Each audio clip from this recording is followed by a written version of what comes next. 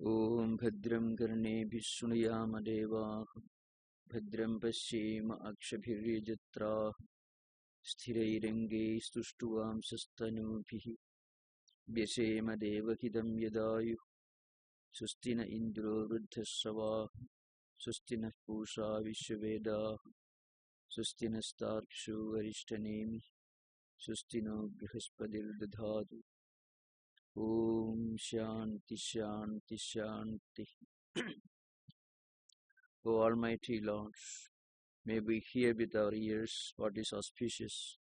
May we see with our eyes what is auspicious. May we, while offering our praise to God, with our bodies strong of limbs, enjoy the life which God has pleased to grant us. Om peace, peace, peace. We were dealing with this 32nd verse of the 3rd chapter of the Mandukya Karika last time. The verse is this, I think I just introduced the verse. Atma Satyanubodhena na sankalpayade yada amanastam tada yati grahya bhave tadagraham. This is the verse. The prose order will be something like this. Atma Satyanubodhena yada na sankalpayade tada amanastam yati grahya bhave tat agraham. Now, in the previous verses, it was clearly shown that we pursue plurality or duality only so long as mind, emotions, feelings, tendencies are very active within us. The moment we transcend, we go beyond the mind. When we go beyond the mental vibrations, we become calm, we become quiet. Then mind will cease to be mind. Mind becomes non-mind. In fact, this experience is the implication of this particular word. Amanaska means the state of being non-mind. Mind will cease to be mind. As I said earlier, mind is nothing but a constant flow of thought currents, varieties of thought currents. Thought currents built upon our previous experiences, which have registered the tendencies in our mind. Perhaps these tendencies may not necessarily belong to this life experiences. We may have accumulated many tendencies, according to Vedanta, in previous life.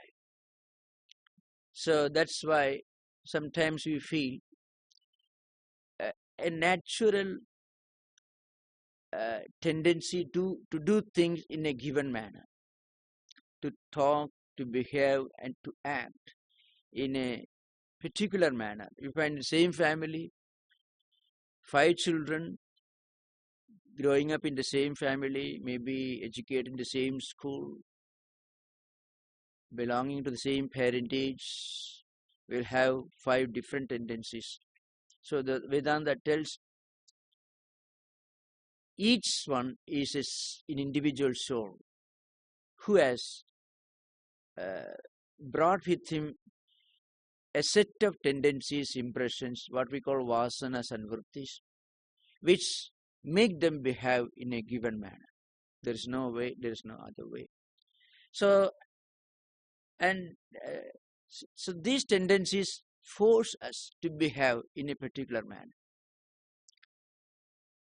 Now, these tendencies normally belong to 2 categories, the positive and negative. Those tendencies which may be helpful in leading a spiritual life or a moral life, or to do things in a proper manner, and their opposite tendencies. So there is always a conflict. So this conflict is due to these conflicting tendencies. The moment we become interested in spiritual life, And the moment we succeed in enriching the positive tendencies by mentally becoming acquainted with good tendencies, it may be by meditating, by prayer, by listening to good ideas, whatever may be, any positive action will have a positive effect on our mind. That becomes an asset, and that will help us to strongly entrenched in positive tendencies, which will be helpful to our spiritual life. Now, in Vedantic tradition, we have to go beyond both these tendencies, negative and also positive tendencies. First, we reinforce our mind with positive tendencies, and then we fill our mind with spiritual vibrations, spiritual characteristics, tendencies and characteristics which are conducive to spiritual life. And then we listen, what is called Sravanam. Then we contemplate on what we listen, called Mananam. And we get established in the spiritual ideas, and then we practice spiritual sadhanas, we continue spiritual practices. And this way we go beyond the mind. Then mind is perceived for what it is. Mind is a fleeting phenomenon, just a continuous flow of thought currents. Once that is perceived, then mind will cease to be mind. And when mind ceases to be mind, it becomes one with Atman. This is called Amani Bhava in Vedantic tradition, means mind becoming non-mind. So long as mind is mind, it will pull our senses towards external objects. It will give us miseries, it will give us happiness and also unhappiness. It makes us miserable. It will make us anxious as to what is going to happen to our deeds, our activities, anxieties, complaints, problems, worries. All these are inevitable so long as we live at mental level. Because so long as we live at mental level, we identify ourselves with our mind. And the moment we go beyond mind, we identify ourselves with the supreme reality which is beyond mind, that is Atman. Then mind will cease to be mind. As I said earlier, mind is defined in Vedanta as Sankalpa Vikalpatmika Antakarana Vrittihi. Mind is nothing but just a continuous flow of tendencies, impressions, which may be in the form of certain speculations and also certain counter speculations. So this idea was explained in the 34th verse. In the I think maybe in the 31st verse. In the 32nd verse, the author explains how we go beyond mind. And he uses the word Atma Satyanubodhena. By constant contemplation on our true nature, which is Atman. See, we are what we imagine ourselves to be. That you can find from our daily experience. We are what we imagine ourselves to be. That's a psychological fact. You often find auto-suggestion. Sometimes when we feel depressed, if you go on repeating, well, I'm strong, I'm active, I can achieve things. Sometimes, mind becomes active, mind becomes vigorous, mind is invigorated. So very often we are what we consider ourselves to be, or we are what we identify ourselves to be. This is the reality. If we identify ourselves with our mind, if we think we are nothing but our mind, then we will be in perpetual misery. We will be anxious all the time. We will be happy for some time. Then we will be unhappy, because happiness is invariably associated with unhappiness. Happiness itself is a state of mental condition. And when that condition changes, it is nothing but a state of unhappiness.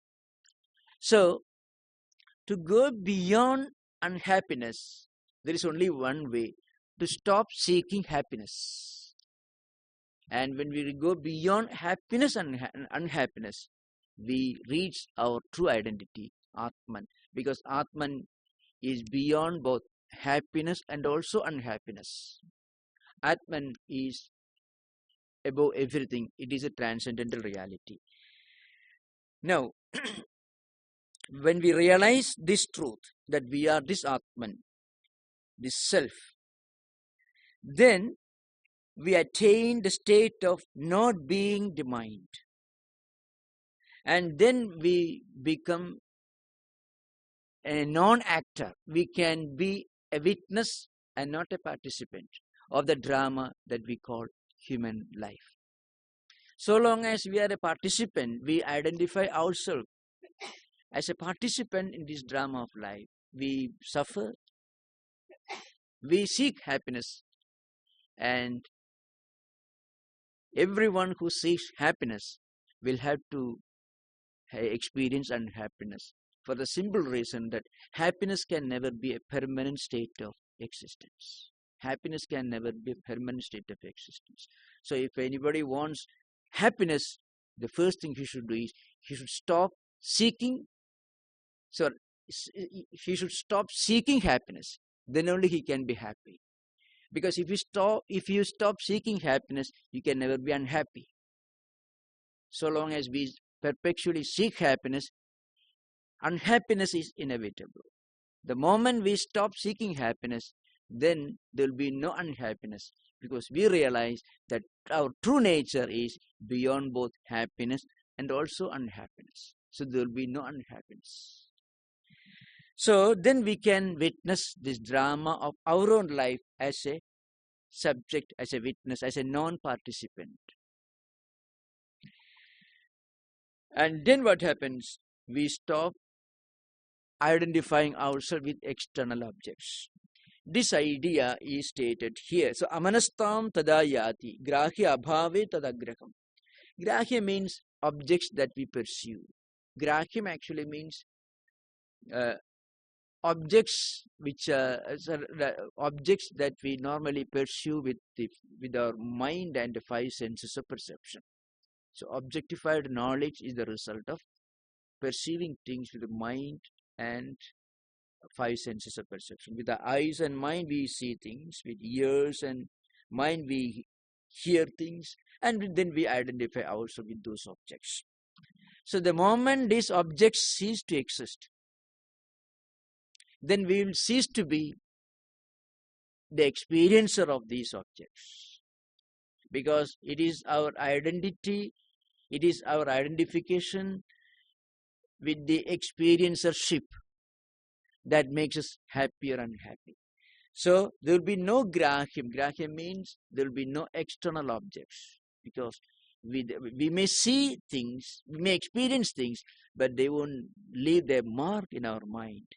We can look upon them as a witness, because we will realize that whatever we see at the external world is not in fact different from our own true self. We realize that we are that supreme reality, the immanent self, Atman, Antaryami, we call it, which is the immanent reality in all beings, and also it is the all-pervading, omnipresent reality existing everywhere. So that is this we have already explained earlier, but still I have just referred to this.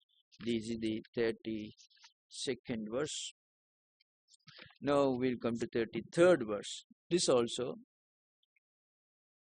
we referred, but we had to deal with the 34th verse more elaborately. The 33rd one is this: agalpajamajam jnanam jnaya abhinnam prachakshati brahma jnayamajam nityam ajenajam vibudhyate. Now, this is a simple principle is explained here. Jnayam is not different from jnanam. The simple point is, external things that we pursue are in reality not different from ourselves. It's a simple point. Because whatever we see the external world, in reality, are not different from our own true self. This idea will become clear as we progress further.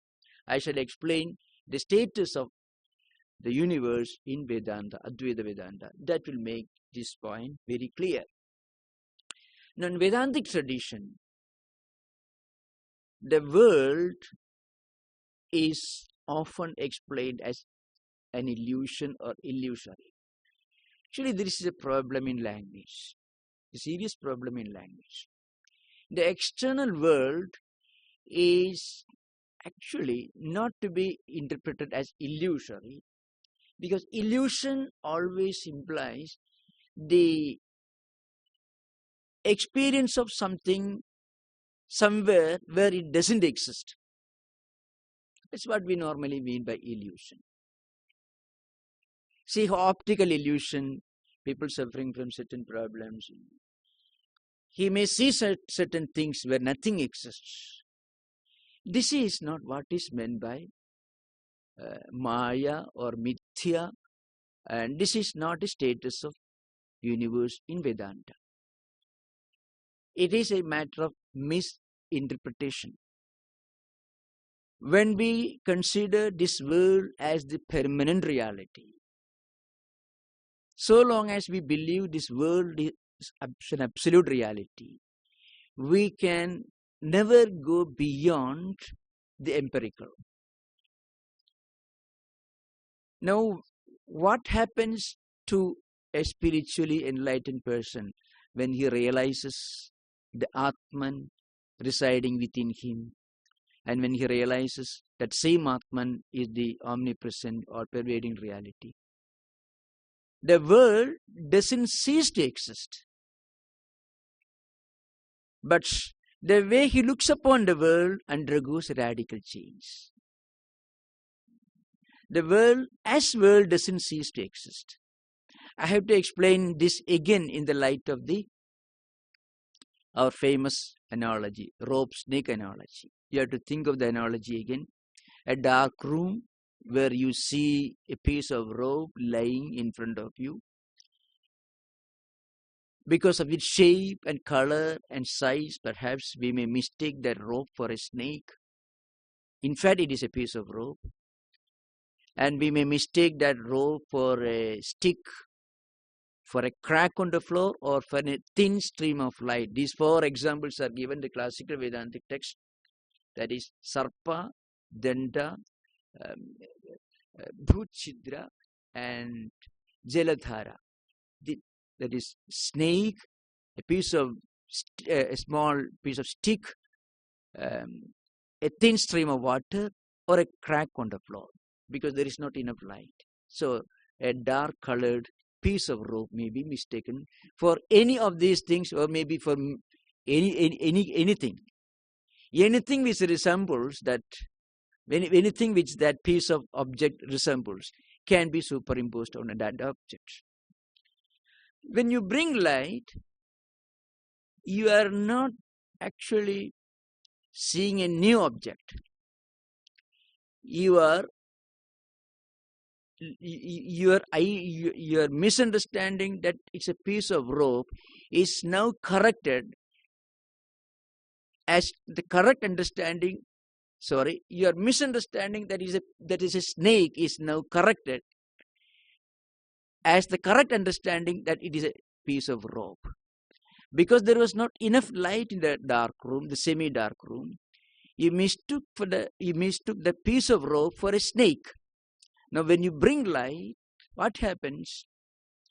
The snake doesn't go away anywhere. The snake doesn't vanish, for the simple reason that snake did not exist there. Your wrong notion that it was a snake is now corrected by the right notion that it is a rope. Similarly, when we realize the Advaitic truth that we are the Atman, the world doesn't go anywhere. It's a matter of reinterpretation. Due to wrong interpretation, in our ignorance, we thought this world is the eternal entity. So long as we look upon this world as eternal and everlasting, we can never think of anything beyond the empirical, beyond the world. Anybody who lives in this world, who thinks this world is the only thing that exists, will be busy making money, looking for external pleasures. So long as we believe the world alone is the only entity, then morality becomes very earthly. At a higher level, if you look upon God as the creator of this world, then you go in search of a transcendental origin of morality. God created this world, so we had to obey his laws and rules and regulations. So there you are looking for a transcendental authority as somebody who imposes moral discipline on humanity. But in Vedanta, morality is not sought at the transcendental level. Morality, the highest morality, is established on the basic principle that the world is one. The world that we mistake to be real is now experienced only to be the phenomenal experience of the transcendental reality. As I said earlier, when you bring light, the snake doesn't go away.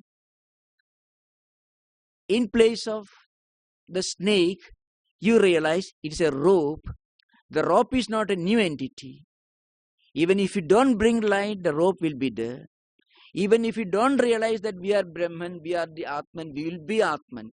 Or the fact that we are Atman, the fact that we are the Supreme Self, the Supreme Consciousness, doesn't depend upon our realizing that we are the Supreme Self. Even if we don't realize that we are the Atman, we will be Atman. So,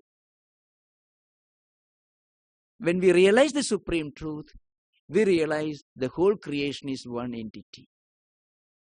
And that is the basis of Advaitic morality. A person who believes in Vedanta cannot hurt anyone, cannot do injury to anyone, not because he is afraid of God, but because he believes that the whole creation is one. This Atman, this Supreme Consciousness, is prevalent everywhere. It is all-pervading, it is omnipresent, it is immanent. Therefore, hurting even a most insignificant creature in this world, we are spiritually hurting ourselves, because creation is one, existence is one. It doesn't rule out the possibility of a monotheistic creator God. Only it goes beyond it, that's all. Advaita doesn't rule out or negate any of the other ideas of popular religious philosophical traditions. But Advaita goes beyond it. Advaita says that creation is one, existence is one. And the moment we go beyond mind, the moment we realize that we are the Supreme Self, we realize that we are the same reality, the Atman is residing in all of us, and we also realize that the same Atman is omnipresent, it is all-pervading. Therefore, it becomes the highest moral philosophy. That's what is meant by here. See, now in the 34th verse, you can find this idea further explained. So we have to remember these fundamental principles of Vedanta. That is, Vedanta believes that the supreme reality or Brahman is the basis of the world. In the absence of a piece of rope, you can never feel there is a snake. There should be an object in front of you. And that object is rope. Only you mistake that rope for the snake. Similarly, we mistake the all-pervading reality for this fleeting, empirical, phenomenal universe. Behind the phenomenal, empirical universe, there is the foundation, the essence of the reality, and that is Atman. That's the absolute reality. And the world in a way is not different from Brahman. Just like the snake is not different from rope. We have to think of the analogy. The snake is only a wrong perception that you entertain in your mind.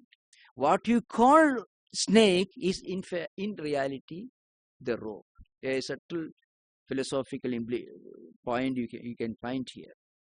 What we consider, what we mistakenly view and consider to be the rope, to be the snake, is in fact the rope. What we mistakenly consider to be the fleeting universe is in reality Brahman or Atman. So it is not different. So the snake is not different from the rope. The snake idea exists within us because we have seen a snake the previous day somewhere in the zoo or a forest. So that idea is superimposed upon this rope. Similarly, we see this world of plurality, the fleeting, changing external phenomena. So when we are identifying ourselves with this world, we can't see the eternal, the everlasting Atman behind. The moment we realize that supreme truth, the world doesn't disappear, but the world is now properly interpreted, perceived to be, in fact, Atman. It's a matter of correct judgment. It is not a new knowledge coming, but it's a matter of correct judgment. That's why I said earlier, even if we don't realize that we are Brahman, we are Brahman. The fact that we are Brahman, this is not dependent upon our realizing that we are Brahman. If it depends upon our realizing that we are Brahman, then it is only it becomes, it depends upon something. Anything which is dependent upon something else cannot be eternally true. So that's why I said, in Vedanta, our realization of our true nature is self-discovery. It is not a new knowledge. It is not a new knowledge that we get. It is self-discovery, spiritual homecoming, rediscovering our true nature. That is the idea behind it. So, nigrihidasya manaso nirvikalpasya dhimataha prajara satuvijnaya susupte anyona tatsamaha. Here an objection is raised by a school of thought representing Nagarjuna's Shunyavada, or it's called the doctrine of emptiness, because during Gaudapada's time, Nagarjuna's school of doctrine of emptiness was very popular. It's called Shunyavada. So Madhyamika Karika was written almost 250 years before Gaudapada Karika. This particular book was written somewhere around 4th century AD. This was written about 250 years later. So some philosophers belonging to Nagarjuna school may ask the question, well, we experience the same thing in deep sleep. In deep sleep also, though not permanently, temporarily, we forget the empirical world. So you have to remember the fundamental ideas that we discussed at least 6-7 months back when we were dealing with the Upanishads, which is the original text of this interpretative work.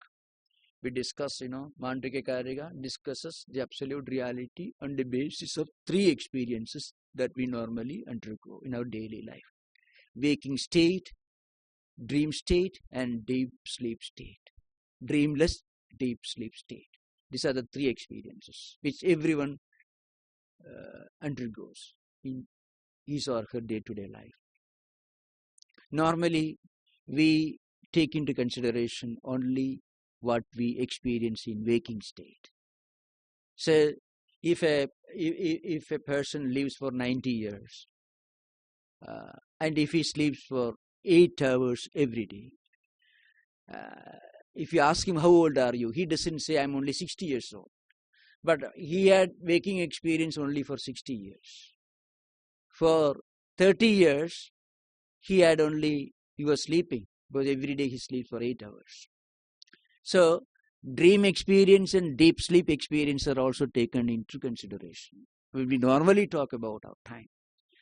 But in practical life, we think, well, we judge, we count only what we do during waking state. Now, Vedanta asks you to analyze your own experiences during these three stages. What we experience in waking state is in some way related to what we experience in dreams. You can never have a dream experience which is completely separate, different from waking state experiences. Whatever dream you have may be directly or indirectly related to what you experience in waking state. When some people say, this book also discusses that point. In dream, perhaps you may imagine you are flying in the sky, not in a plane. Such dreams do happen to people. Now, this is impossible. So one may argue, well, dream experience is different from waking state experience.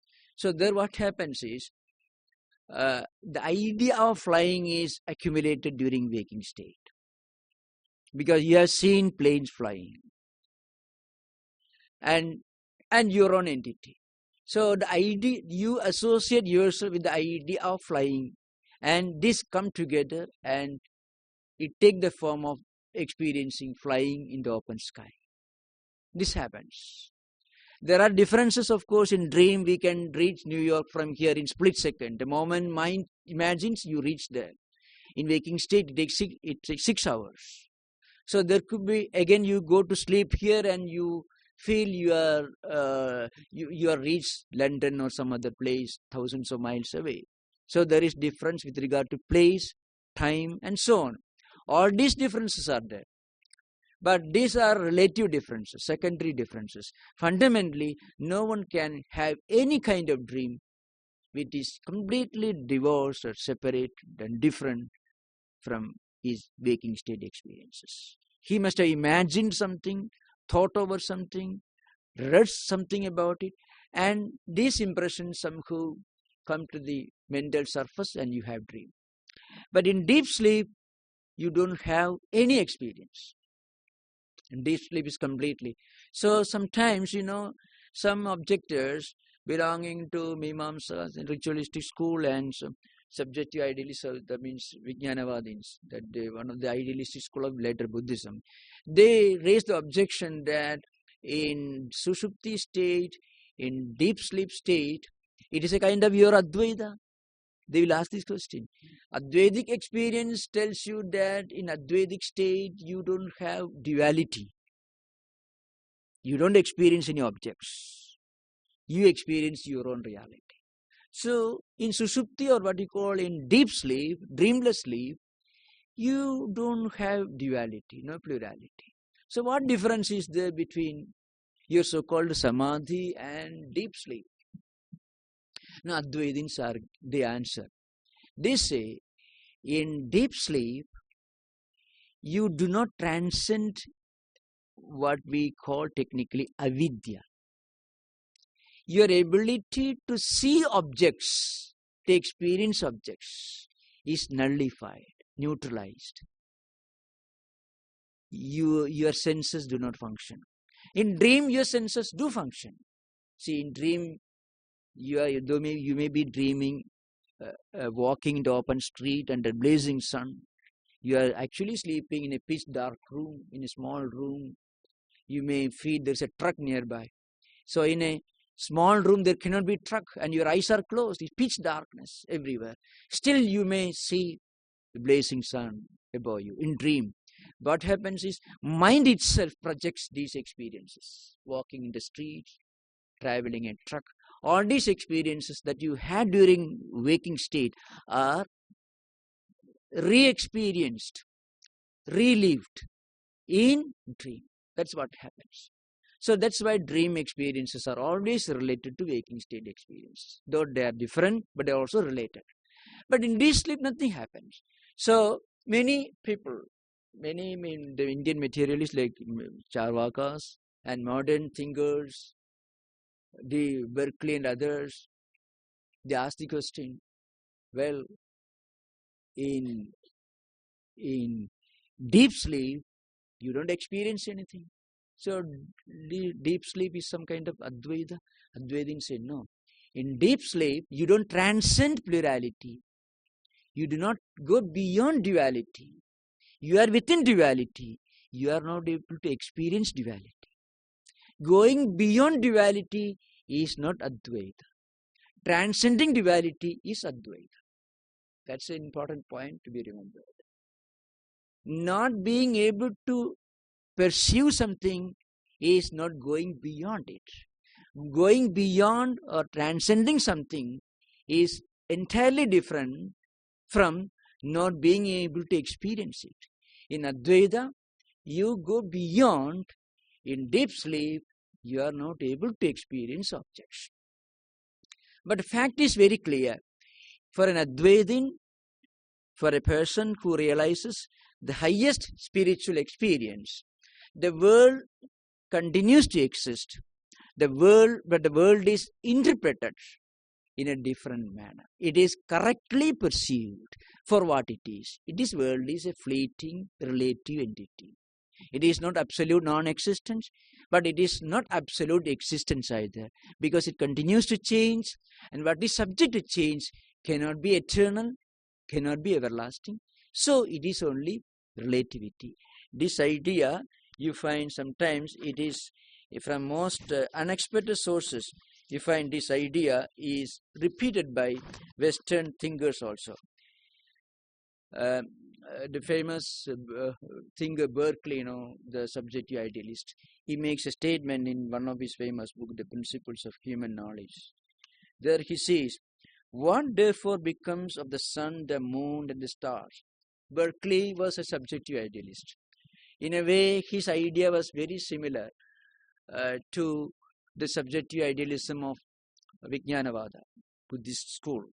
In fact, there is a gap of almost 19 centuries between Berkeley and the great Vijnanavadins of Buddhist tradition like Asanga, Ningnaga, Vasubandhu, and Maitrayana and other great Buddhist subjective idealists who lived almost 19 centuries before Berkeley. So what they said earlier, Berkeley repeats, you can find in this famous Principles of Human Knowledge. He says, "What therefore becomes of the sun, the moon, and the stars?" Berkeley comes closer to Advaita than the subjective idealist of Buddhist tradition. In the subjective idealism of Buddhist tradition, they completely rejected the reality of external objects. They thought and they believed that things exist only so long as we perceive them. That's the idea. External things have no independent existence apart from the mind that perceives them. So long as the memory, so long as the perception of external objects remain within mind, which they call chittam. They don't use the word mana, Sanskrit, and they use the word chittam, means the platform where all these impressions are gathered and accumulated. It's one chittam. So long as external objects and their memories and sensations remain within our chittam or mind stuff, external things exist. Apart from subject, the perceiver, the seer, the objects, the perceived objects have no existence. That was the view of the earlier Buddhist Vijnanavadins. In a way, they anticipated the subjective idealism of our own, the last 200 years. Now, Berkeley says, "What therefore becomes of the sun, moon, and stars? What must we think of the houses, rivers, mountains, trees, stones, nay, even of our own bodies? Are all this but so many chimeras and illusions of the fancy?" I answer that by the principles premised, we are not deprived of any of these things or understand any of these things in nature. Whatever we see, feel, hear, or any voice men conceive or understand remains as secure as ever and is as real as ever. There is a verum natura, and the distinction between realities and chimeras retain in full force. But you have to remember, what he said was, when we go beyond the external empirical experiences, they do not cease to exist. They are seen, they are perceived from a different angle. So in that sense, Berkeley comes closer to Advaita than his predecessors, subjective idealists, like Asanga, Dignaga, and others who lived in the 2nd or 3rd century AD.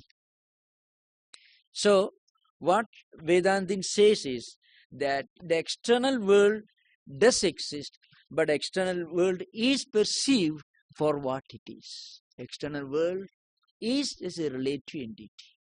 It comes, it goes. The earth comes into existence, may live, may continue to exist for a few billions of, maybe millions of years. And then every cycle, this existence is repeated. This emergence, existence and dissolution are repeated. This is a Vedantic dictum. Now, the 34th verse says, a person who has reached this level of spiritual realization through proper perception and realization goes beyond the empirical. Only point is, he is not shocked by the external world. A wise man, a spiritually enlightened wise person, and an ordinary person who is not spiritually enlightened, the difference is only this: the wise man is not shocked, he is not surprised, he is not swept off his feet by the unpleasant, unexpected events, the external world. The person who is not spiritually enlightened is shocked and surprised. He is swept off his feet. That's a basic difference from empirical point of view.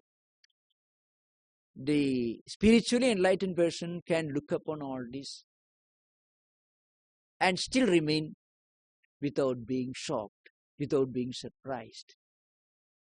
He can look at the whole thing. With a smile, he can look at this world and face the realities of life. But those who are not enlightened, those who think the world is the only entity, will believe money is the only thing to be had. So if there is no money, if money is lost, he is shocked. Status is the only thing to be achieved, status is not gained, he is shocked.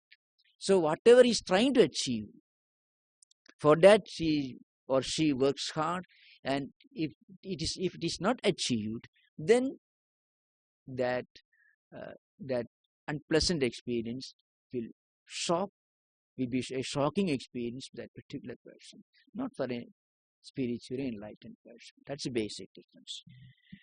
So that's why it is stated here. So this 34th verse says, a spiritually enlightened person, his mind is completely under control. He has reached wisdom. That's the idea behind. Now 35th verse.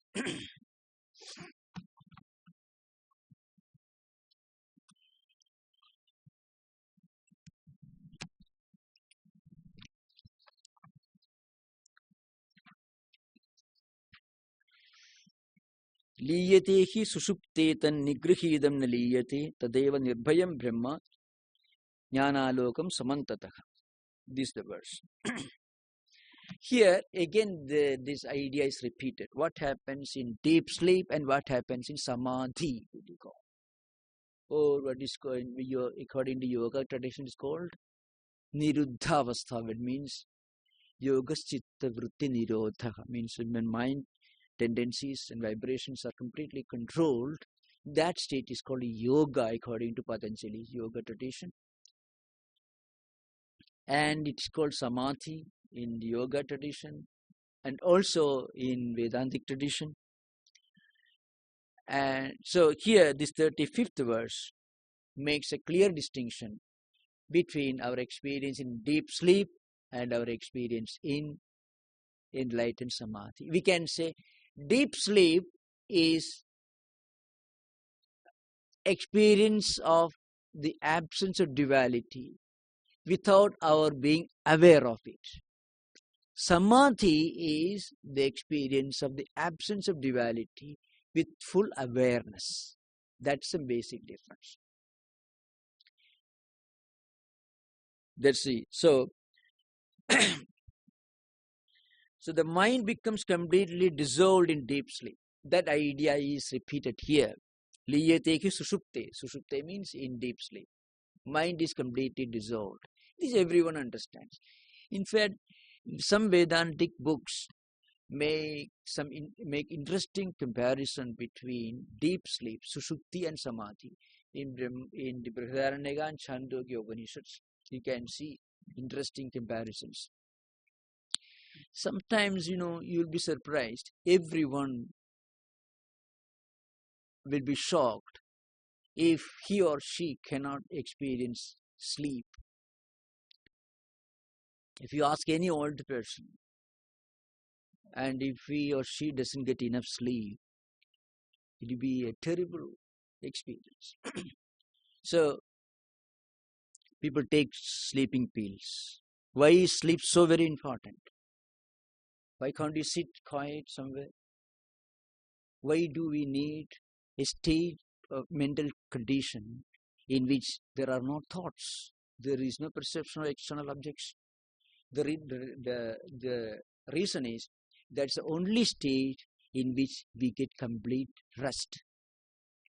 So long as we continue seeing external objects, we will experience happiness or unhappiness.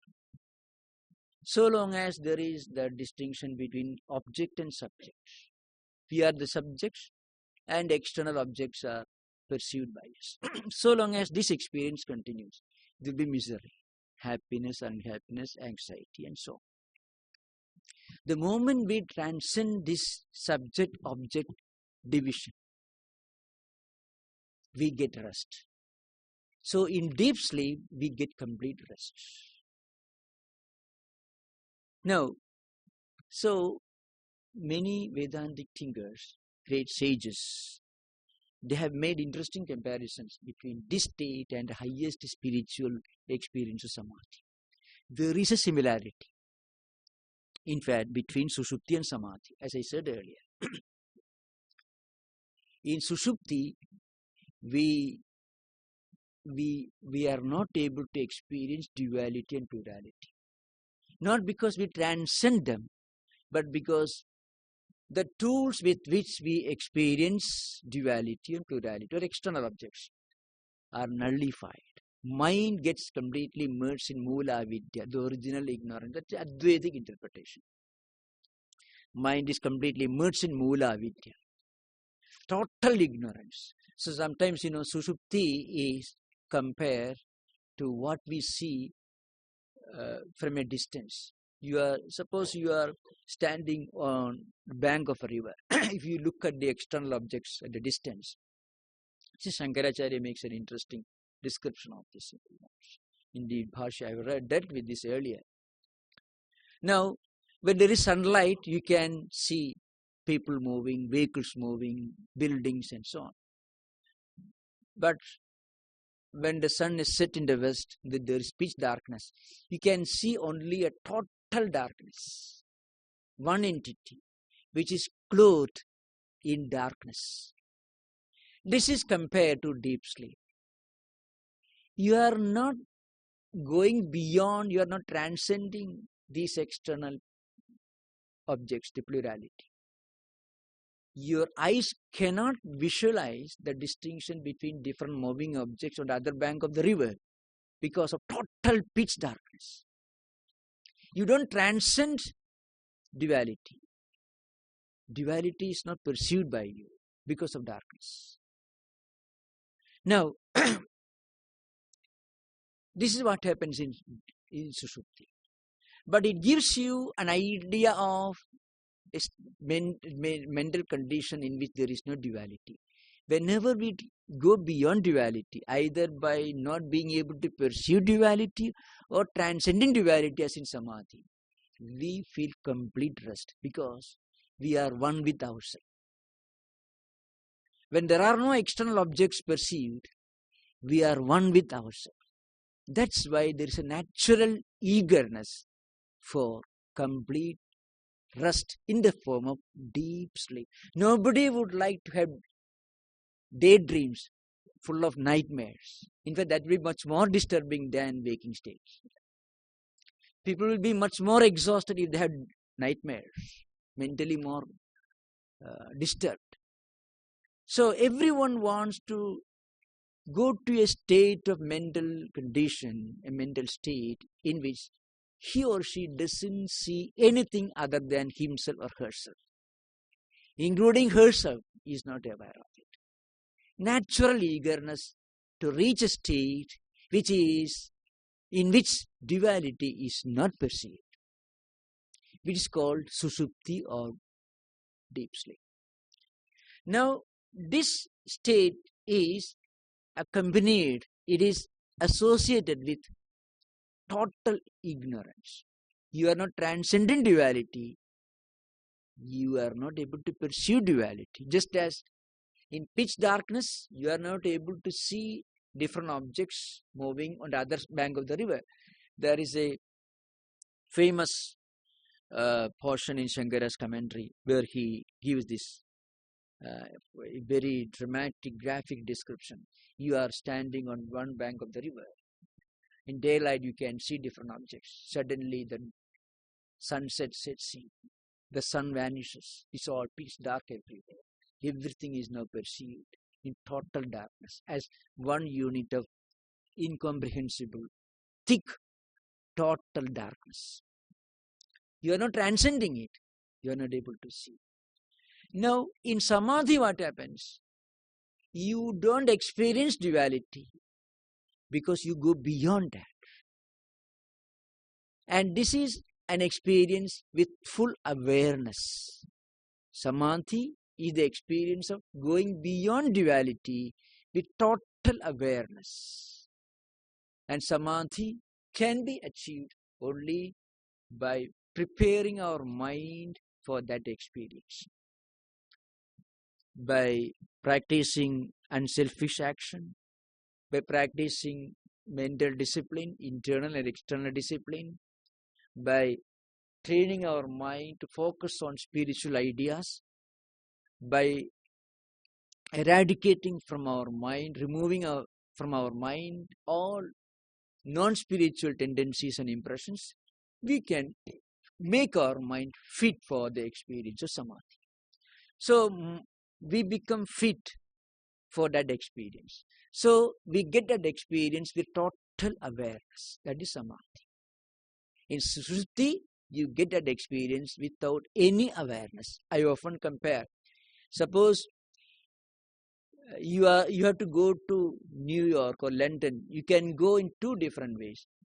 Somebody can knock you down and you fall unconscious, put you in a bag or something and take you to New York. 6 hours you reach there. You are gone to New York, no doubt about it.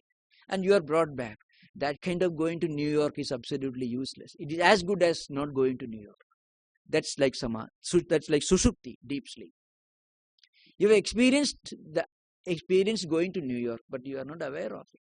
You can't do any work. So it's of no use to you. Samadhi is like you have got a definite work to do there. So you go, you book your ticket, and then you board a plane, you go to New York, you get your work done, and then you return. Samadhi is like that. So these are two different types of experiences. There are similarities, but there are fundamental differences.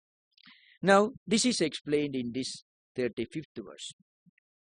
So, in deep sleep, the mind becomes completely dissolved. Liyatehi susupte. That's the idea. Susupte means in deep sleep. Mind is completely dissolved. Tan nigrihidam na liyate. Now what happens? When your mind is under total control, it's like going to New York with a definite purpose, with full awareness, with full consciousness for a work. So you're consciously undertaking your job. So what happens? Mind is controlled, First of all, we must practice certain spiritual disciplines. We must have a strong desire for spiritual enlightenment. And then we must have a strong determination to eradicate our mind, all lower thoughts and lower ideas, undesirable tendencies. And then we must become completely free from any kind of desire. And then we must try to achieve complete control of our senses, external and internal senses and mind, fortified by a strong desire, determination to achieve spiritual enlightenment. It's called sadhana chatushtayam. It's called nitya nitya vastu vivekaka, ihamutra phala bhoga virakaka, samadeshaka sambuddhi mumukshutvam. These are the 4 disciplines I have already outlined in English. So if a person has a strong sense of discrimination, means discerning mind.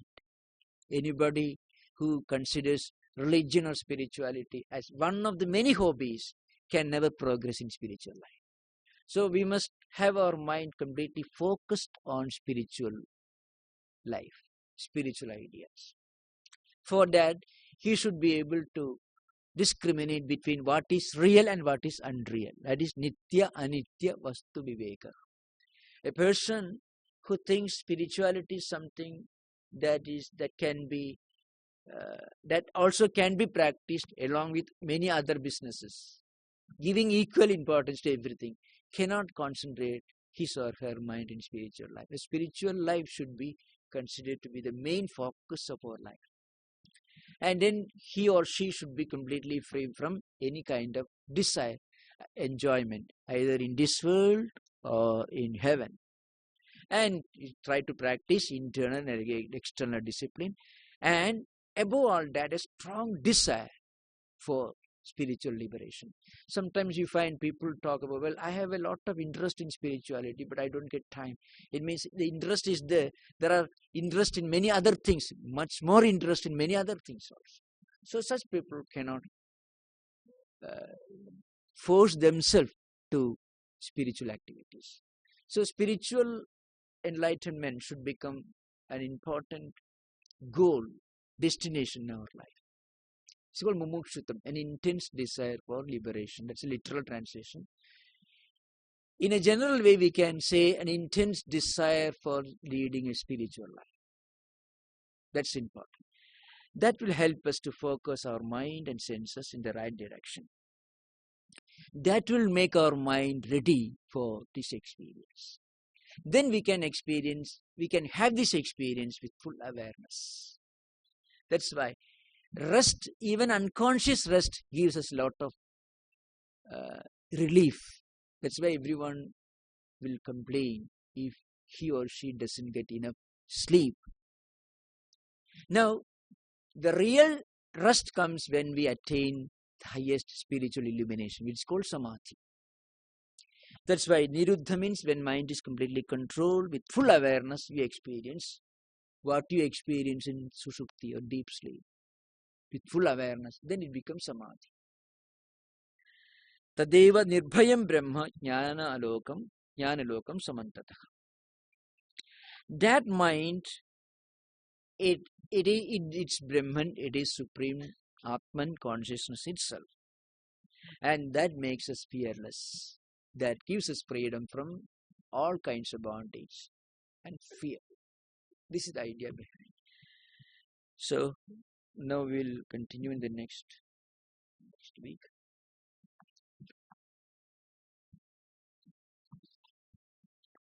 Om Shanti Shanti Shanti Hari Om.